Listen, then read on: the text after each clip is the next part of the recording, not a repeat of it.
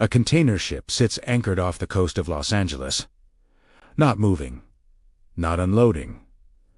Just waiting, along with 43 other vessels. The backlog stretches for miles, visible from shore, a floating traffic jam of goods that should already be on store shelves. This was 2021. The image became a symbol: supply chain crisis, shortages, empty shelves. Then the ships cleared, the ports caught up. And most Americans assumed the crisis was over, that the system had healed. But the ships didn't reveal a temporary problem. They revealed a permanent fragility, a structural weakness in how the modern world moves goods. And that weakness is still there, growing, waiting for the next pressure point, because the global supply chain isn't a chain anymore. It's a web.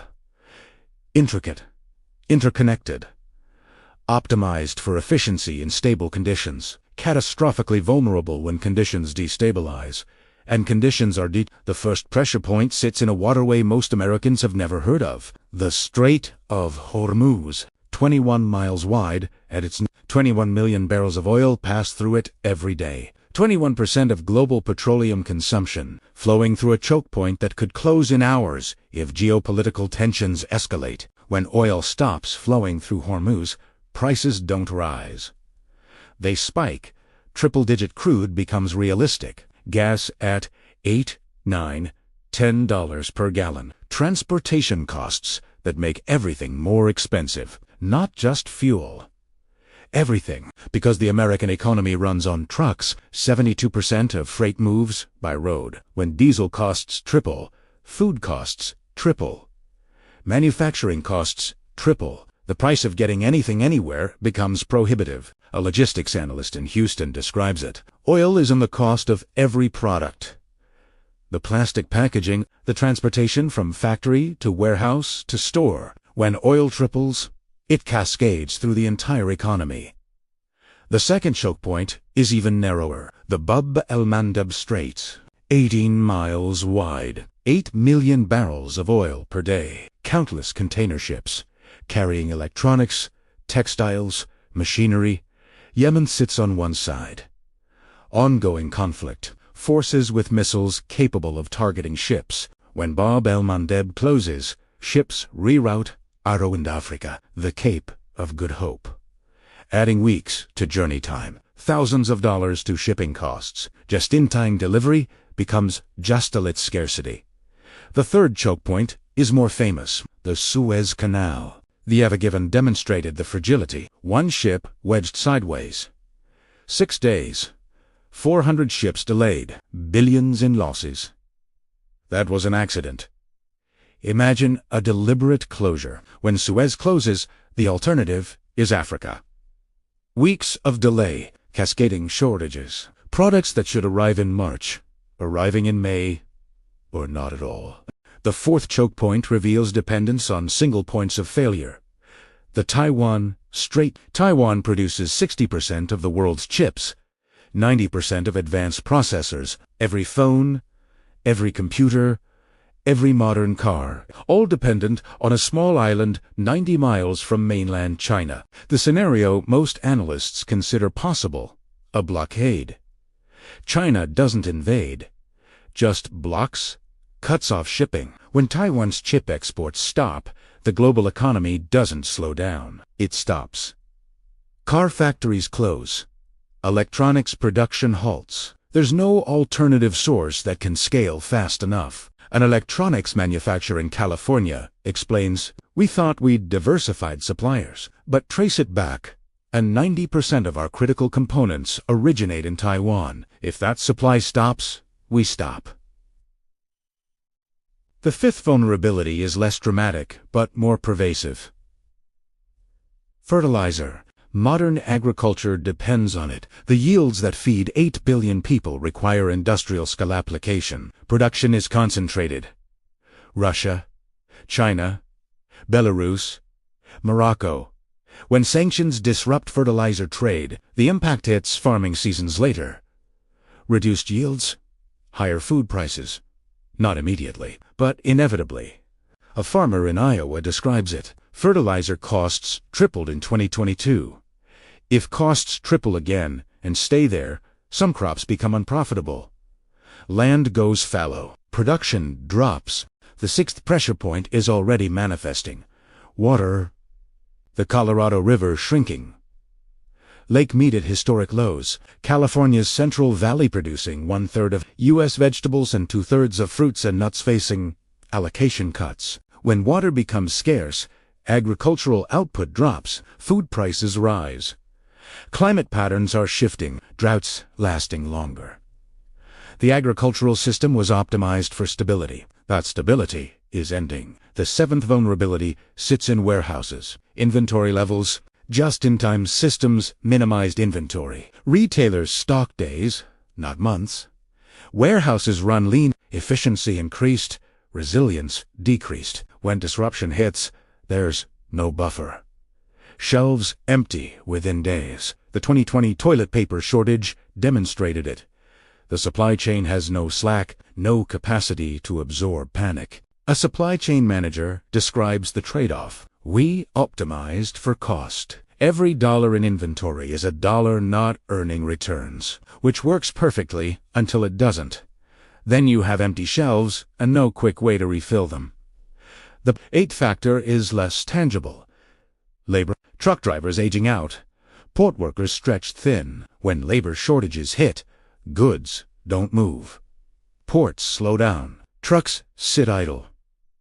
The 2021 backlog wasn't just about capacity. It was about not having enough people. The demographic trends are unfavorable. Older workers retiring, younger workers choosing different careers. The shortage is structural. The ninth pressure point is accelerating. Deglobalization. For 30 years, supply chains stretched across continents. China became the factory. But geopolitical tensions are reversing the trend. Reshoring, national security overriding cost. The transition creates vulnerability. Old supply chains fraying before new ones mature. Maximum fragility during reconfiguration. The 10th factor is environmental. Extreme weather. Hurricanes disrupting ports. Floods closing highways. Droughts limiting canals. The Panama Canal reduced capacity in 2023 due to drought. Ships waited weeks. One weather event creating global ripples. Climate change isn't a future threat, it's a current operational factor, intensifying yearly. The 11th vulnerability is technological. Cyber attacks. Colonial Pipeline 2021. Ransomware halting fuel distribution. Gas stations running dry. The modern supply chain is computerized, which makes it hackable. Nation-state actors have capability to disrupt at scale. The attacks so far have been limited, but the vulnerability is comprehensive. A coordinated attack on port systems, shipping platforms, and payment networks could paralyze trade for weeks. The 12th pressure point is financial. Currency instability. Global trade operates in dollars. Extreme volatility destabilizes pricing, makes long-term contracts unreliable. Inflation compounds the problem. The equilibrium becomes harder to maintain. When currencies swing wildly, importers can't predict costs. Exporters can't guarantee prices. The contracts that keep goods flowing become impossible to honor. These 12 vulnerabilities don't exist in isolation. They interact compound. One failure triggers another. Oil disruption increases food costs. Food inflation causes political instability. Political instability disrupts shipping. Disrupted shipping creates shortages. Shortages trigger hoarding. The system is tightly coupled. Shocks propagate quickly. Failures cascade. A risk analyst describes it. Single-point failures we can handle. 2 simultaneous disruptions we can manage. 3 or more and the system breaks down. Shortages, price spikes, social stress. The probability of multiple simultaneous disruptions is increasing. Geopolitical tensions higher than any time since the Cold War.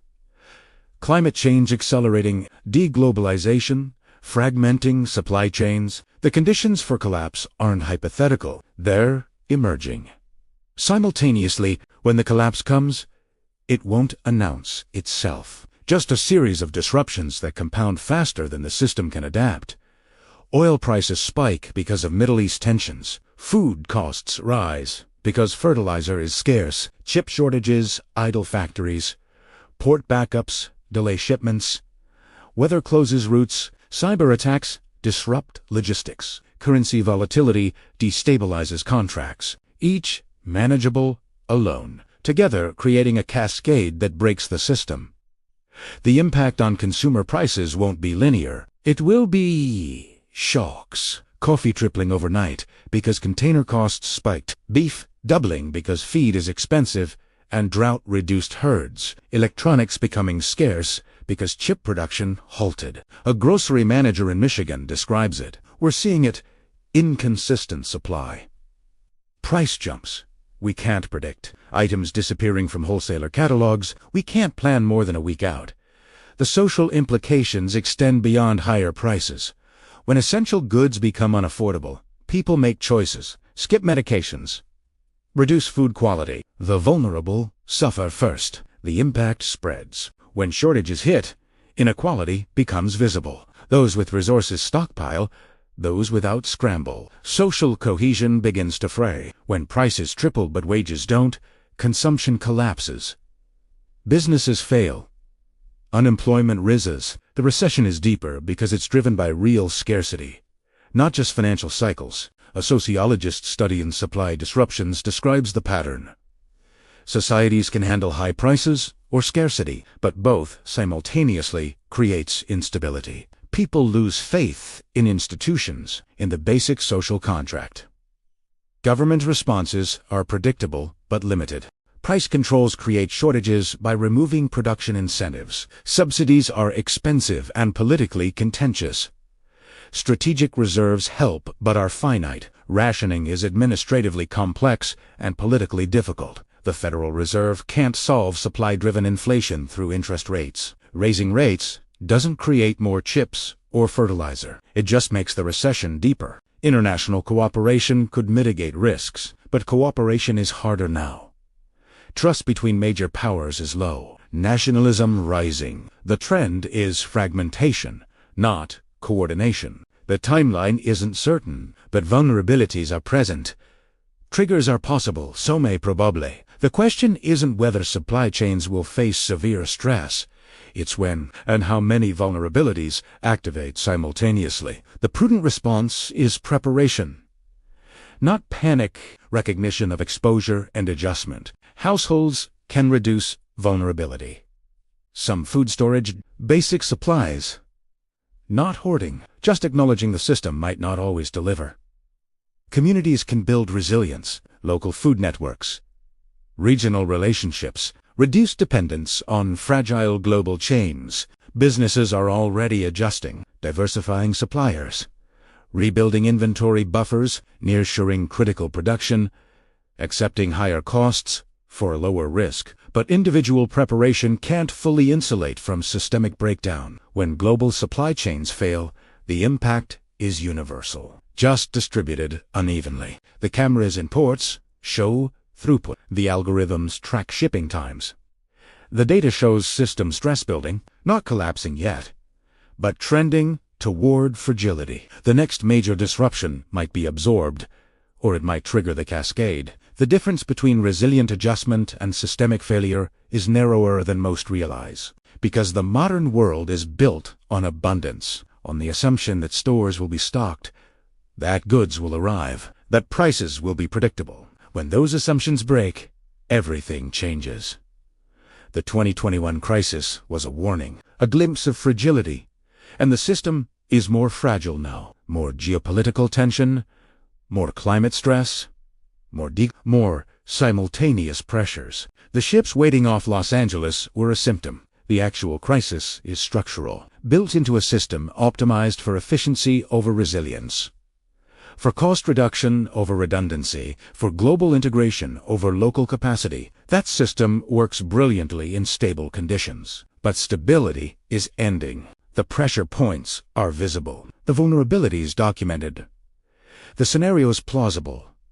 What's missing is the trigger, the event that pushes the system past its breaking point. That trigger might be years away, or months, or it might be activating now, in ways not yet visible to those watching screens. The signs are there, in water levels and shipping costs, in geopolitical tensions and climate patterns, in inventory levels and labor shortages, in the tightening web of interconnected vulnerabilities.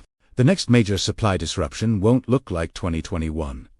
It will be faster, deeper, harder to resolve, because the system has less slack now, less capacity to absorb shock, less international cooperation to coordinate response. When it comes, the impact will show up first in prices, then in availability, then in the social stress that comes from scarcity and unaffordability colliding. The grocery stores will adapt. The distribution centers will scramble. The government will respond. But the adjustment period will be difficult, costly, unequal in its distribution of pain. The footage accumulates: shipping data, port cameras, inventory tracking, all documenting a system under stress, a web of dependencies becoming fragile, a structure that looks stable until pressure reveals its weakness. The question isn't whether disruption is possible. It's already happening. In smaller ways, localized shortages, price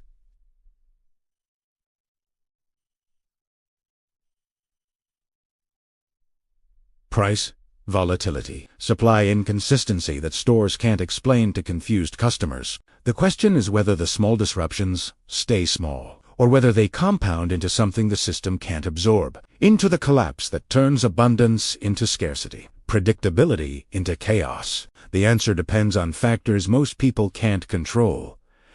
Geopolitical decisions made in capitals far away, climate patterns developing over oceans, economic policies set by central banks, all interacting in ways too complex to model with certainty. But the vulnerabilities are real. The pressure is building, and the system that feeds and supplies America is more fragile than the full shelves suggest. The ships are moving now. The ports are functioning. The stores are stocked. Everything looks normal, operational, secure in its established routines. But beneath the surface, the tensions are mounting, the dependencies deepening, the fragility growing with each optimization for efficiency over resilience. And the next disruption is already forming, somewhere in the global web of production and distribution, in a strait or canal or factory or field, in a decision not yet made or a weather event not yet forecasted. The pattern is clear now. What comes next isn't. But the cameras keep watching. The data keeps accumulating, and the system keeps tightening. One dependency at a time, one vulnerability at a time, one pressure point at a time, until the moment when pressure exceeds capacity.